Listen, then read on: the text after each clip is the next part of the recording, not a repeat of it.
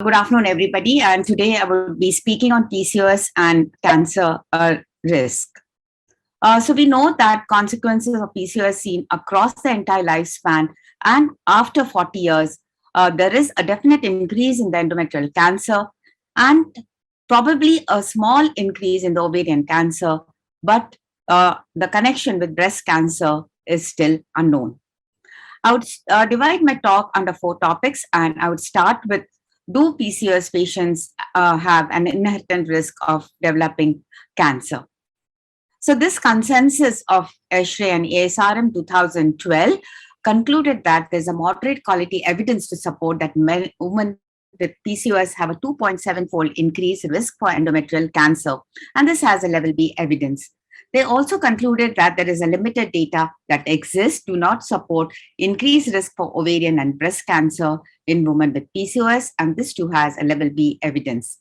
It's important for us to remember that to separate risk from other recognized risk factors like nulliparity, infertility, treatment of infertility, anovulation, obesity, metabolic syndrome, and chronic inflammation is very important.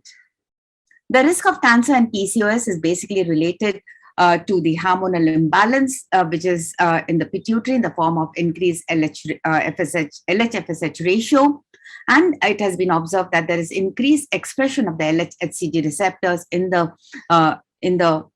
patients with endometrial cancer. And there was also free estradiol that shows correlation with breast cancer risk. In the ovaries, it's basically the chronic anovulation and increased androgens which increase the risk.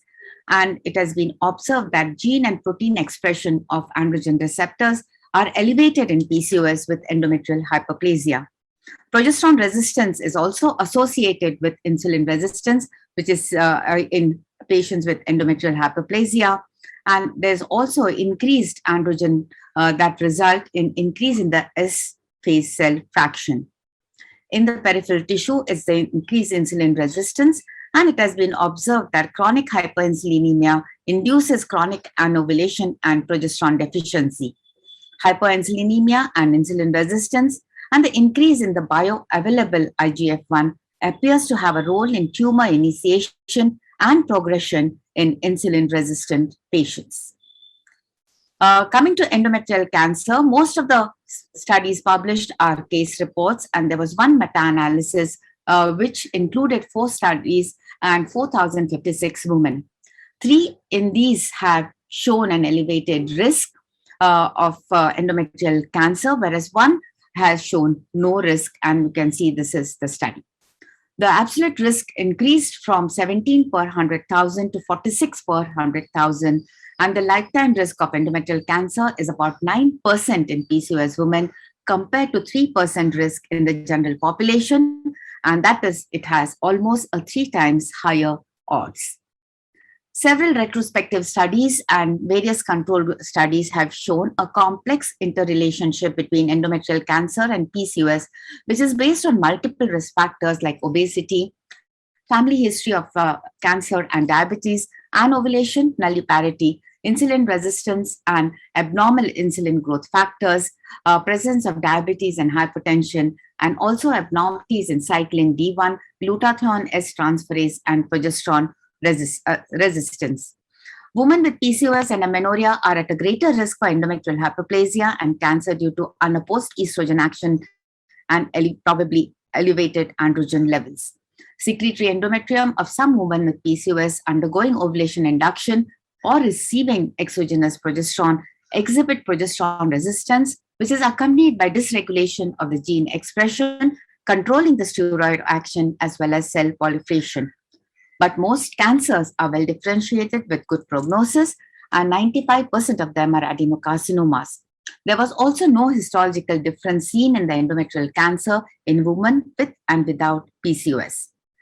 It is diagnosed with the history of abnormal uterine bleeding, history of infertility, irregular cycles, and PCOS, and about 10 to 13% of the first-degree relatives of these women are affected either with breast, colon, gastric, ovarian, or endometrial cancer, or have hereditary non-polyposis colorectal cancer. The pre-treatment assessment includes an ultrasound, hysteroscopy with biopsy of the suspicious areas, assessment of the myometrial invasion by contrast-enhanced MRI, and a PET and CT are helpful in staging and diagnosing of ovarian disease and lymph node involvement. Coming to ovarian cancer, most studies for PCOS and its relation to ovarian cancer are limited part. There is some evidence linking androgens to ovarian cancer, and this is because of the presence of androgen receptors on the normal ovarian cells as well as on the benign and borderline tumors. There's increased predictive risk of ovarian cancer from 17.4 per 100,000 in general population to 44 per 100,000 in PCOS women, and the age adjusted odds ratio is 2.5. Some studies have shown no association between self-reported PCOS as ovarian cancer with an odds ratio of 1. It has also been observed that there was an increased risk which was demonstrated by an meta-analysis of 3 studies, the odds ratio being 1.4. The Danish registry also reported a non-significant increase in ovarian cancer risk for women with PCOS compared to the general population with standardized incidence ratio of 1.8. But the other 2 studies, there is one Taiwanese study which included 11 ovarian cancer patients, observed no association between PCOS and ovarian cancer, whereas the New England case control study, which included almost 1,500 patients of ovarian cancer, observed no association between self-reported PCOS and ovarian risk with an odds ratio of 1. So we can see that there's a lot of contradictory data on the association between PCOS and ovarian cancer. These 2 articles showed that the pre-diagnostic higher concentration of androstenedione was shown to increase the risk of low-grade tumors with an odds ratio of 1.9 and decrease risk of high-grade tumors with an odds ratio of 0.75. The hormonal status in PCOS with enhanced levels of LH, especially in lean women, is a mitigating factor for association between PCOS and ovarian cancer. Coming to breast cancer and PCOS, the odds ratio for occurrence of breast cancer is 0.88, and therefore it's quite low. There were 3 studies which were published on the association. One of them showed an association, one showed that there was no risk, and one study showed that it was protective against breast cancer. But in late menopause, there has been evidence of increased risk of breast cancer. There's an absolute decrease from 121 per 100,000 to 106 per 100,000 in the incidence of breast cancer in women with PCOS. And thus it has a low prevalence rate as compared to endometrial and ovarian cancer. The risk for breast cancer includes basically increased metabolic syndrome, obesity and nulliparity, and probably prolonged estrogen exposure. The risk due to increased androgens is unclear. Coming to whether the PCOS influences the prognosis of these patients when they get cancer, it has been observed that endometrial cancer are well differentiated and have a good prognosis, and there's no data which is available on ovarian cancer. In breast cancer, the prognosis is linked frequently to characteristics of PCOS, which include insulin resistance and obesity. Then, do PCO therapies affect the oncological risk? And the most common therapies what we use are oral contraceptive pills, metformin, and antiandrogens. And it has been shown that oral contraceptive pills basically really do not increase the risk of cancer, and on the contrary are protective against endometrial and ovarian cancer. Estrogen therapy has a modest impact on breast cancer risk among current or recent users. Coming to metformin and antiandrogens, it has been shown that the overall risk of cancer was not affected by metformin or antiandrogens, and there is no risk or a protective association in breast and endometrial cancer, and there is decreased risk of ovarian cancer with increasing use of metformin. Coming to the ovulation induction therapies, it has been shown that clomiphene citrate has a slight non-significant increase in the risk of endometrial cancer, but there are no studies relating to endometrial cancer and use of letrozole and gonadotrophins. Coming to ovarian cancer, there was no significant risk with the use of clomiphene citrate, but there was an increased risk in those who remain infertile. There are no studies on letrozole as well as gonadotrophins, but with the use of gonadotrophins, there may be an increased risk because of multiple ovulation. And in coming to breast cancer, clomiphene citrate has a pro-apoptotic effect with reduced breast cancer risk if it is used for less than 12 cycles. And letrozole decreases the hormone-related cancer risk. And with gonadotrophins, there are no studies that have been published. And when we talk about ovulation induction therapies and non-gynecological cancers, it was observed that clomiphene citrate was associated with statistically significant increase in melanoma with a hazard ratio of 2. And there was also a non-significant increased risk of thyroid cancer with a hazard risk of 1.6. There was no association seen with the use of clomiphene citrate and the risk of colorectal or lung cancer. So how to prevent these cancers in women with PCOS? So the most important is early diagnosis by identification of risk factors. And we know that there are several risk factors for endometrial cancer, as which are enumerated here.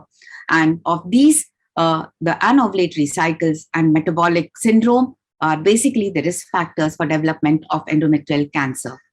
Coming to ovarian cancer, it has shown only a non-significant increase in the risk, and basically presence of BRCA1 and 2 gene mutation and family history, as well as reproductive and history, as well as infertility with obesity are the risk factors. Breast cancer, again, we have seen that there is no elevation in the risk for women with PCOS, and it is basically obesity and nulliparity along with presence of BRCA1 and 2 gene mutations, which are confounding variables and probably increase the risk of breast cancer. So how do we prevent it? We know that endometrial cancer can be prevented by progesterone therapy or giving them oral contraceptive pills or by using levonorgestrel releasing intrauterine system for those with prolonged amenorrhea. It is recommended that these patients should have a withdrawal bleed at least every 3 months. Weight reduction with exercise and diet in obese is essential, and any abnormal vaginal bleeding should be promptly investigated by endometrial papillae sampling or hysteroscopy. And at present, there's no consensus for routine surveillance for women with PCOS. So do oral contraceptive pills have protective effect on ovarian and endometrial cancer? And the answer is yes. It has been observed that use of OCPs reduces the relative risk of ovarian cancer by almost 20% for each 5 years of use. This increases to about 50% after 15 years of use and decreases with further use. The protective effect again declines as the time passes from its last use, but a significant effect remains for a long time after ceasing its use. Effect is independent from the type of formulations used as well as and is related basically to the suppression of gonadotrophin secretion. Thus, hormonal contraceptives do not protect from mucinous type of ovarian tumors. Coming to endometrial cancer, the relative risk reduction of endometrial cancer is seen with OCP use, and the decrease is approximately 50% with 4 years of use and 70% with 12 years of use, and decreases with further use. After ceasing the use of oral contraceptive pills, the risk begins to rise from its reduced levels, but is still about 50% even after 20 years after the last use of oral contraceptive pills. There's a lot of contradictory data on metformin and its protective effect. So these two papers, one published in 2013 and the other in 2016, have shown that there's no preventive effect of metformin on the development of endometrial carcinoma, but metformin was beneficial in improving the overall survival rate and also reducing the relapse risk for patients with endometrial cancer. This paper, published in 2013, looked at metformin and its relationship to KRAS signaling, and it was found that metformin inhibits the KRAS signaling to the mislocalization of the KRAS from the plasma membrane to the cytoplasm, and this effect on KRAS may provide added benefit when combined with other targeted, notably the mTOR inhibitors, to improve the response. There were other two papers, one in 2017 and one in 2018, which showed a beneficial effect of metformin, because what they concluded was that metabolic microenvironment itself is a viable target for treatment of malignancies with metformin. And metformin has shown a potential as an adjuvant treatment for uterine and other hormone responsive cancers, example, the breast and ovarian cancer, with effect on both cancer specific as well as on patient specific metric. Coming then, there were other two papers. Published in both of them are published in 2020, and they showed and they concluded that metformin directly and indirectly inhibits the development of endometrial cancer. The direct mechanism of metformin include inhibition of the LKB1 AMP activated protein kinase mTOR, PI3K AKT, and the IGF-1 related signaling pathways, which reduce the proliferation as well as promote the apoptosis of the endometrial cancer cells. In the indirect mechanism, metformin increases the insulin sensitivity of the body tissues and decreases the circulating insulin levels. And this paper in 2012 looked at metformin and ovarian cancer, and what they concluded was that metformin significantly restricted the growth of ovarian cancer cell lines in vitro as well as in vivo. This effect was additive to the cisplatin, and it also inhibited the formation of cancer stem cell tumor spheres from both cell lines and patient tumors. And this was associated with decrease in aldehyde dehydrogenase positive cancer stem cells, cellular proliferation, as well as angiogenesis, and thus providing protection.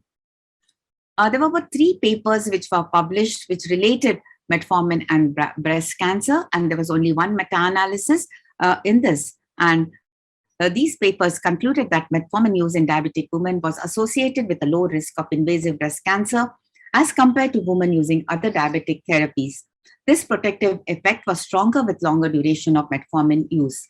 It was also concluded that metformin may lower the breast cancer risk by direct effect on the cancer cells, improvement in adiposity-dependent insulin resistance, and alteration in adipose tissue breast epithelial interactions that mediate tumor.